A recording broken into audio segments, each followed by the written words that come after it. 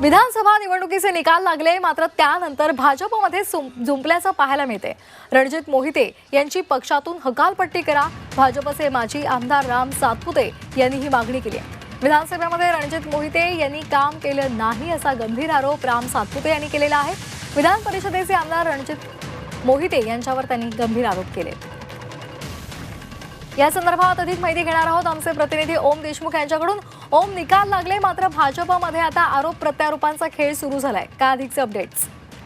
श्वेता, भाजपमध्ये खेळ नाही तर आरोप प्रत्यारोपांचा भडका उडालाय। सुरेश धस यांनी पंकजा मुंडेंवर आरोप केले। त्या पाठोपाठ सोलापूर मधले भाजपचे माजी आमदार राम सातपुते यांनी रणजितसिंह मोहिते पाटलांवरती गंभीर आरोप केलेत।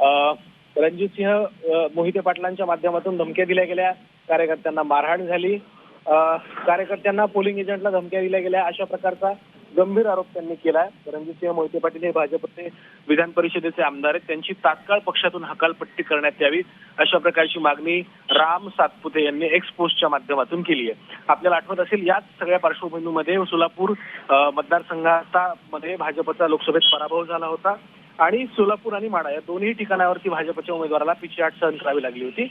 यामुळे आता सोलापूर भाजपमधलं हे जे काही वादळ आहे, जो अंतर्गत वाद आहे, तो पुन्हा एकदा चव्हाट्यावर आलाय। पक्ष नेतृत्व या सगळ्या संदर्भात काय भूमिका घेते, मोहिते पाटलांवर पक्षाकडून काही कारवाई केली जाते का, हे पाहणं आता महत्त्वाचं असणार आहे। श्वेता, अगदी धन्यवाद आपण दिलेल्या सविस्तर माहितीसाठी।